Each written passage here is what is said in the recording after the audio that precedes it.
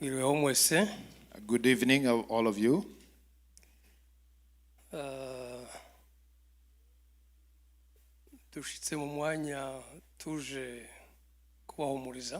We just got here, and only one reason we came is to comfort you. No any other reasons that has brought us here.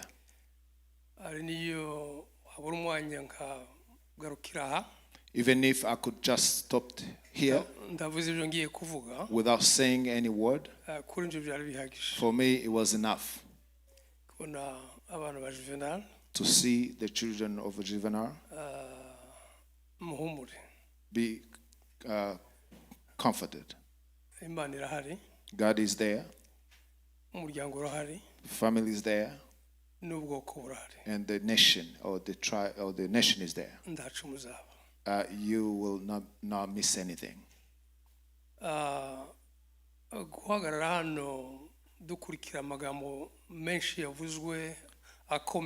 Standing here and following everything that have been said here,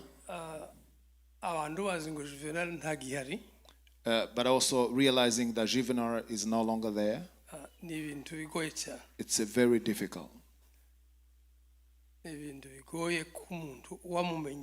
It's very difficult for everybody who's known him, but also very difficult for this time for our tribe. His position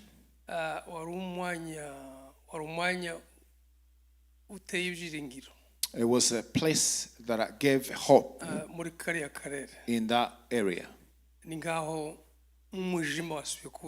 It was as if darkness has fallen again on us, specifically because 3 months ago we had another darkness that came over our lives,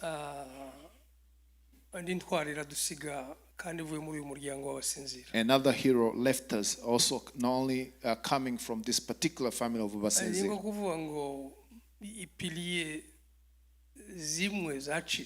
It's as if we can say some of the pillars of a family is broken up or fallen.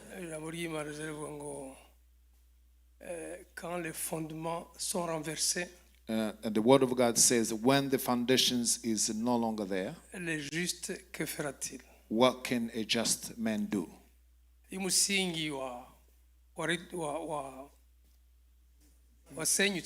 If the foundation is destroyed, what can a righteous person do?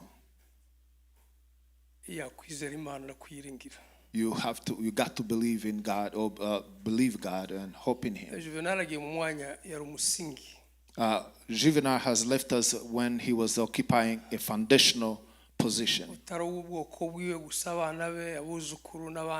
only to his children and grandchildren, but also family, but also the whole nation that is there and in that situation. But let us agree on the fact that we have to continue believing in God. He will raise up other juveniles, and they're already there. Those who have been working with him are also the second Juvenal. Juvenal is a spirit, not just an individual. He is a spirit that we talked about that is in so many people. And that's a huge legacy that has left behind. And that's his spirit. You may leave behind inheritance in terms of houses and money. That may be managed in one way or the other, and it will be forgotten. But if you have left legacy of values, as they mentioned, that can live even up to more than 100 years, still talking about it. And that's a true legacy. 70 years. It's a biblical age. In Psalms 90,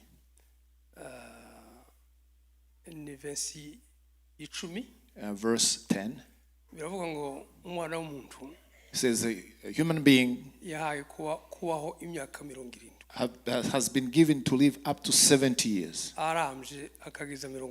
If they live longer, they may go up to 80.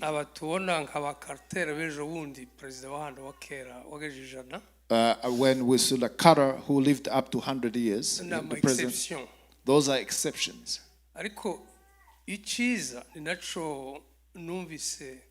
But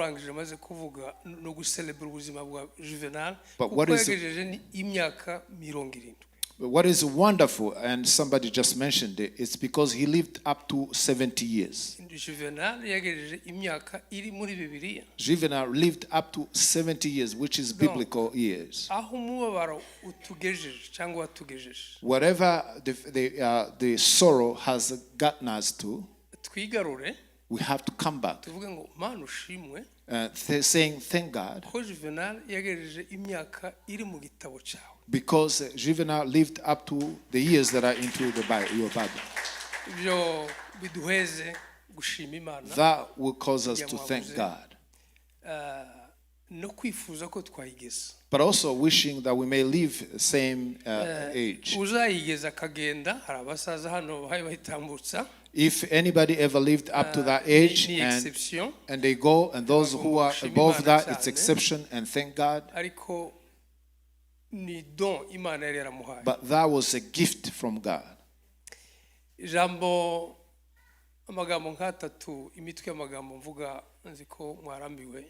I'm going 3 things that I'm going to mention because I know you're tired. Let me start with his family. I would have stood up with the Vasitas because thanks to the elder. And saying that, are you just alone here? Thank you very much for doing that. He's not just a lone person. We are his uncles. But also the uncles of his wife too. It's a double.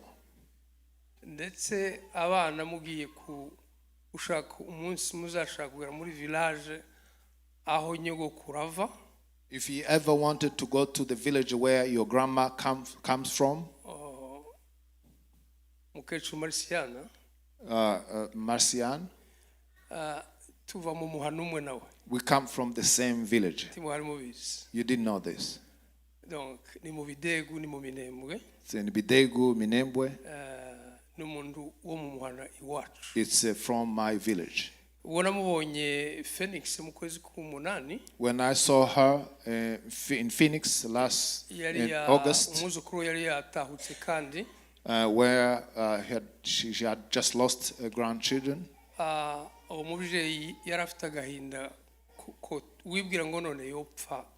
she was very sorrowful, and you think her heart would just stop. We prayed for her and also tried to comfort her. And what I'm saying is just so that we may remember her too. In all those bad experiences and other things, touches her particularly. May God comfort her, but also comfort all other parents that have been touched. So the second thing that I want to talk about is work. And I can only say this because the reason why I'm saying he worked for companies in other places or worked for himself.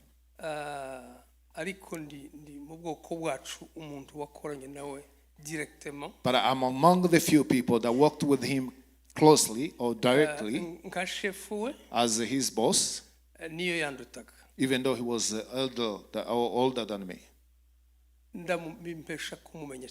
That got me to know him very well. I got to see him every day. I used to know him as somebody who was very well known. as somebody who went to school and studied economic science, the first one in the Banyamulenge community.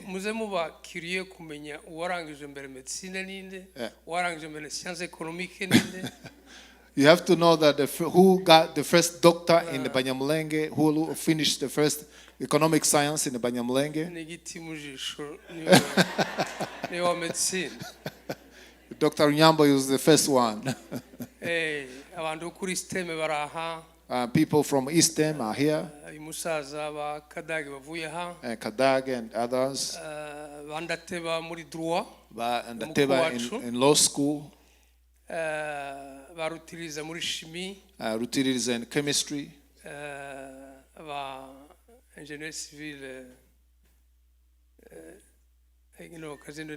Mugabe. Mugabe? No, Mugabe ni medicine.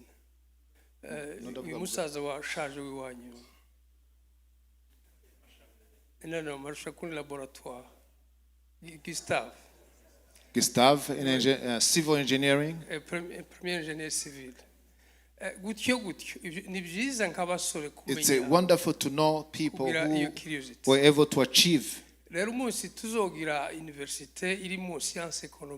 If we ever had a university with a economic science,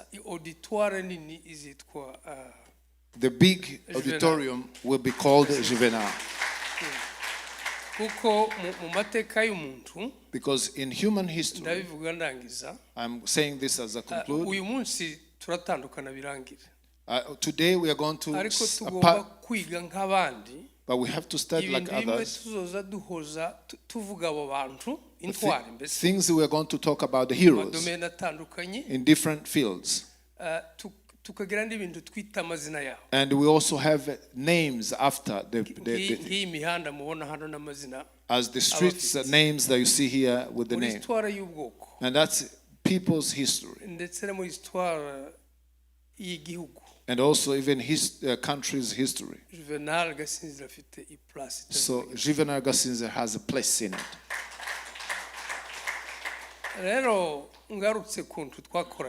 So come back to how we work together. Bimpesha kuvuga ko Juvenal abantu baravuga ko muri vice presidence en réalité ni muri présidence ya Congo.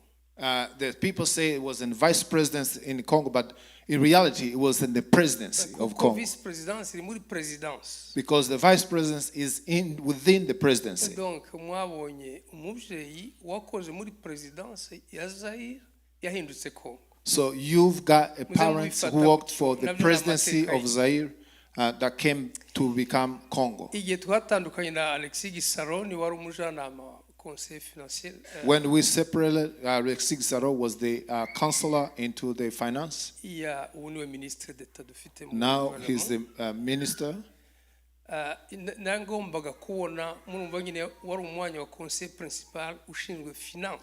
So he was an advisor in the finance.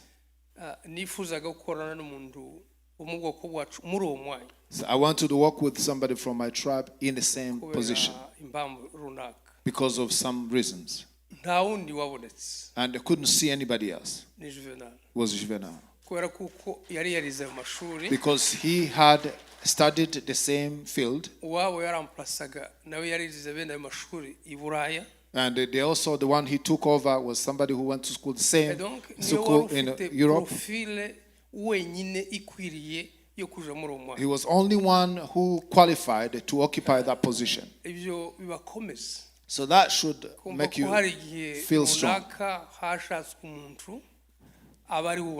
So because in particular time they were looking somebody and he was the one who got selected. We worked very well together.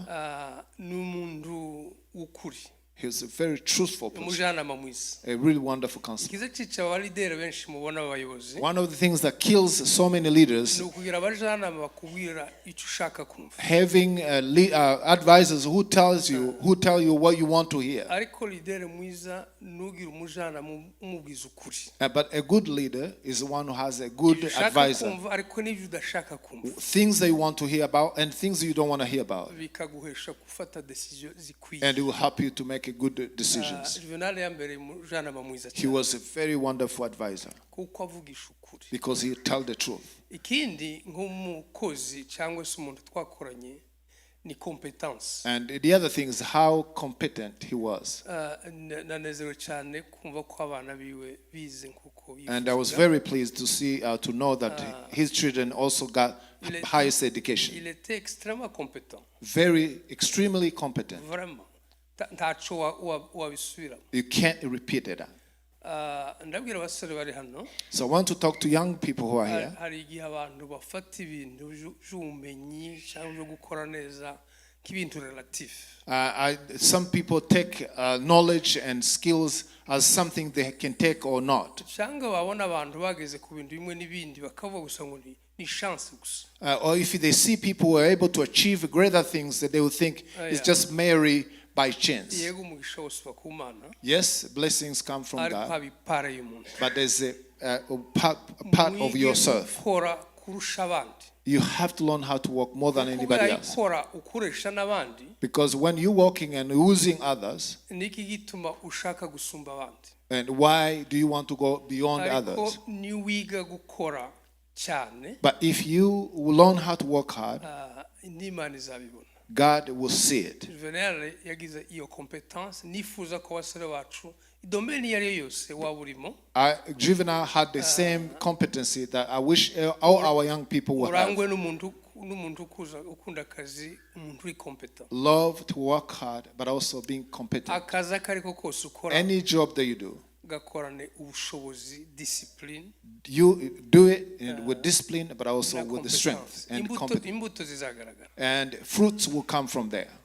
Juvenal tumaze gukora muri vice presidence. After working with him in the vice presidency, yo mumba bavuga ngo yakoze muri Africa TV. When you hear that he was the director of African TV. Radio na television. Africa radio and TV.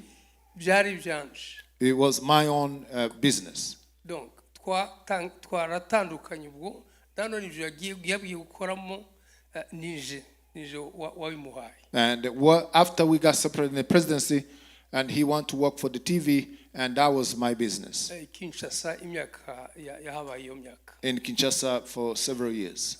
Yakoranye n'undi musore witwa Bernard. And he worked with somebody else called Bernard. Abantu benshi ico gihe. And he hired so many people. Nanone agaragaza transparency nyinshi. But also he was very transparent in everything he did. Mu bintu yakoraga byabaga birimo transparency. Everything he did was very transparent. N'umuntu wibye yarabikwerekaga ati uriye niwe. And even if somebody tried to steal money or take away money, he will show you that. Iyo myaka yose twabanye ni myinshi. If you took all the years together, it's a lot of it. In his professional life. Imana yampaye umugisha wo gukorana nawe. I was blessed to work with him, bituma mumenya, and I got to know him, menya izo qualities, and I know his qualities, competencies, truthful, ariko kandi no kugira ishaka ry'ubwo, but also zeal of helping people. Ijambo rya gatatu mvuga ndangiza ni ijambo ry'ubutwari. And also being what I'm going to talk lastly is a hero, being hero. Juvenal yari intwari. He was a hero. Ari abantu bashaka ngo ibintu bigenda ukundi none bagakunda gushakisha ubutwari mu kuvuga gusa. And there are people who would always chase out heroism and by talking only. Ariko haba ubutwari no mu bantu bacecetse. But also there are heroes even for quiet people. Yavugaga ibyo akora byose. He would never share everything that he did. Ariko yari intwari pe. But yet he was a hero, truly. Kugeza ku munota wa nyuma. To the last minute. Yagize ishaka ryinshi. Was very zealous. Ntitubisubiramo byose. We're not going to repeat all of it. Ariko buriya ishaka intwari sizirema ibihe. But heroes do not create times. No, ibihe nibyo bizabirema intwari. But times create heroes. Iyo ibihe ari bibi. When in a tough times. Nico gihe havuka abantu bibyihebe. That's when you see heroes. By'intwari. Heroes. Agakora ibindi abandi bantu batoko. They would do what other people cannot do. Par définition, uwo ni Juvenal. So by definition, that's a Juvenal. mu myaka ye ya nyuma in his last years, yakoze ibintu by'ubutware byinshi. he was working heroism amaze things. gukora yikorera ku giti cye, After working for himself, nabwo navuga ko nabigizemo uruhare, I may say also that I also participated in, kuko business ya cimenterie yafataga kabimba igurisha hariya, because the business of a cement that he would talk from Kabimba to yari umugabo company nari imbere ya avoka was somebody that I knew, that I was his lawyer.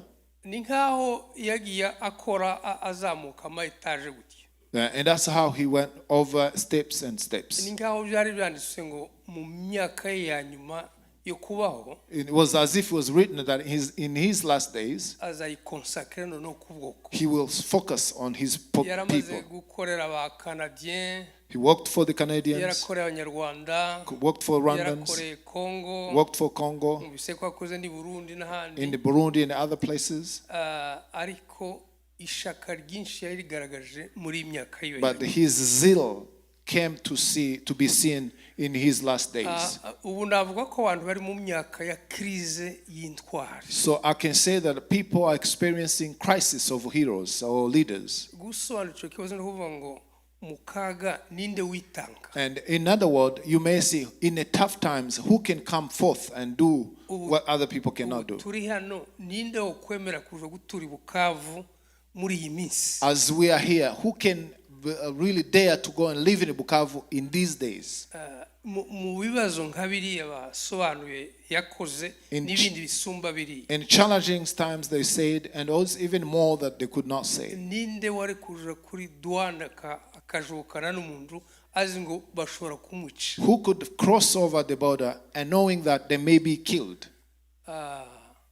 Ni Juvenal. Just Juvenal. Yarabikoze. He has done it. Kandi biranditswe mu mateka. And it's written in his history. Dufite ibibazo by'ubwoko mu gihugu cyacu. We have issues in our country. Igihugu cyacu si America.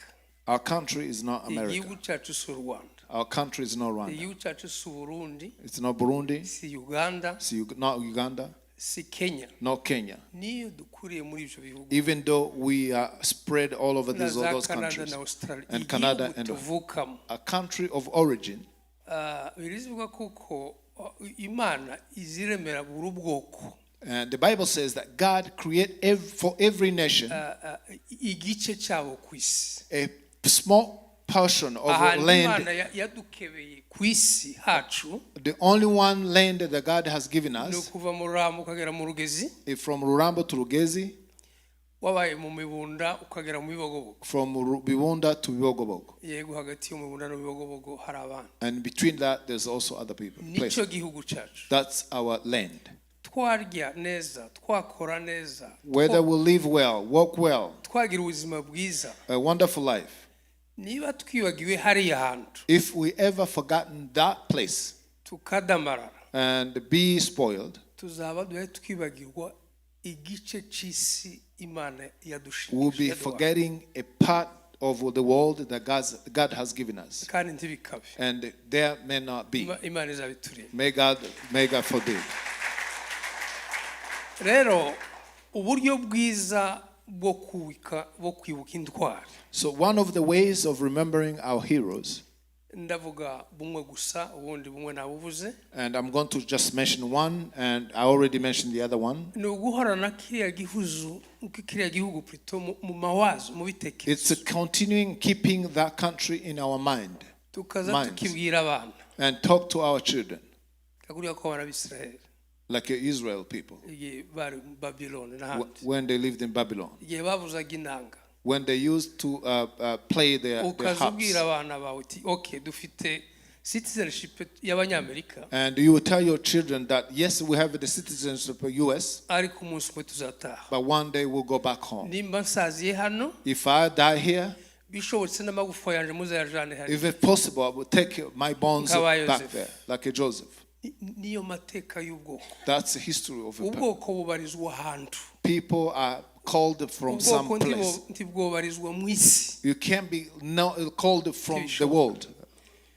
Sasa hari ikibazo gikomeye nje sigaye ntekereza muri minsi ariko namwereka nkibasangize. There's one question that I have nowadays, and I want to share this with you. Bariya basore bahaye barwanira kiriya gihugu none ngo ni kuri zero, ejo ni mugahwera, ejo munini ku Kivumu, bwaburiya ni mu Rugezi. If you see our young people are fighting, one day it's a Kivumu, the other time it's a Rugezi and Gahwera. Abandi ni mu Rurambo. Or Rurambo. Abandi bati Bibogobogo irafashwe. Or Bibogobogo. Niko bagenda basiga amaraso yabo. And that's how they are shedding their bloods. Regularly. On every time. None kiriya gihugu kizoguma kibe cyonyine nta bantu bagituyemo banyiraco. Is it possible that the land can be empty without nobody living there? Abantu borwanira igihugu banyiraco badahaye bagisubiramo ngo bakiokipe. Is it possible to fight for a land and not having people live in it? Bizagenda gute? How is it going to happen? Ko tunyuzwe hano muri Amerika. If we are indeed happy here in America. Kandi imirimo muza mukora nta muntu washobora kwishima bihagije. And the work that you do, it's not like a pleasing work. Mutuje abandiriya murabagaburira. You feeding people there. Mubagurira imiti. You sending medicines. Mubaheza amahuzu. You give them clothing. Bari abaturage bari mu minembwe n'ahandi. And people are in Minembwe. And you. Tubivuge gutyo ni mwebwe. It's you because. Kandi Imana ntikabibagirwa. May God bless you because of that. Ariko. But at the same time. Hakenewe presence y'abantu. But there need to be people there. Kugira ngo ari amaraso y'Azarias Intwari zose. So that all the bloods of heroes. Abakomeye n'aboroheje. Strong and not strong. Ntagapfubusa. So we will not be shared for nothing. And at the end, losing the nation. Not because they can't find somebody to fight for it, but nobody to live there. If you take people in Kenya, in Burundi, Rwanda, Uganda, and live there, no fight can be happening. Or there may be other sorts of fighting. And even you are here. That's, you might say that this is an impossible equation. What is it trying to tell us? But that's the truth. A beautiful country like that.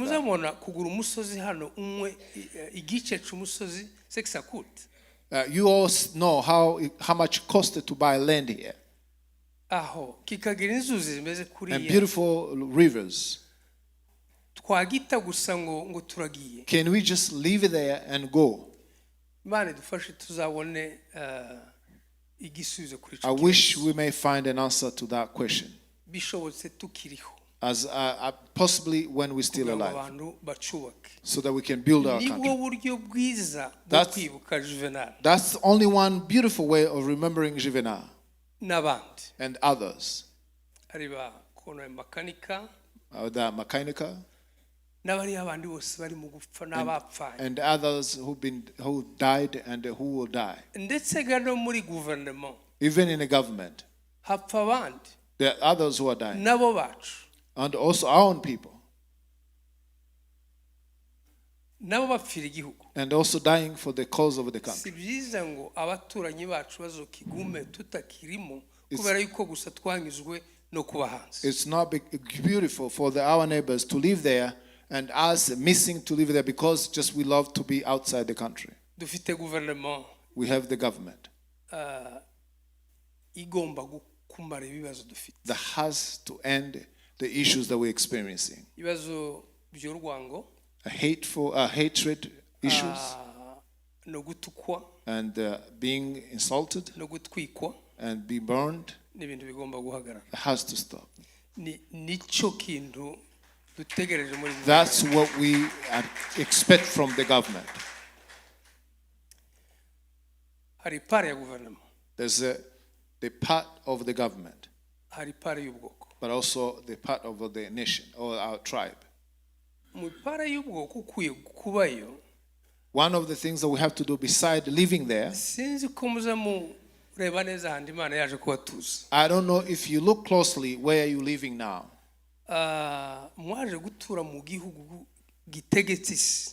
You've come to live in a country that is leading the whole world. You cannot live in a country that has so much power like this without exploiting the same power. Enough. Washington, D.C. is like an ancient Roman. It's the one leading the world. I know you touch up, you do some of it. But I know you can do more than what you've done. For God to bring you to live in this country, there's without any doubt His plan. You have to have friendships. Have friendships. And with the strong people who are leading the world, who are in this country, where God has brought us to, where God has brought you to. If you do all of that, we'll be remembering Juvenal and other heroes. And one day, we'll say like a Paul, we've fought a good fight. We've fought a good fight. We've kept our faith. And we've finished our race. Juvenal has finished his race. Family be comforted. And the whole nation be comforted. These heroes who are living, even though we have issues, but together we'll finish them. They will finish. The fight and the wars are going to end. Soon, probably sooner than later than we think. But they must finish. And think about building our villages and live there and love our nation and take it development there, so that our children and grandchildren and great-grandchildren, they will be proud of themselves and also say, I'm going back home. I'm from Mexico or Peru or Cote d'Ivoire, and your children and grandchildren will say, I also have a home, and we give a value to it. May God bless you and comfort.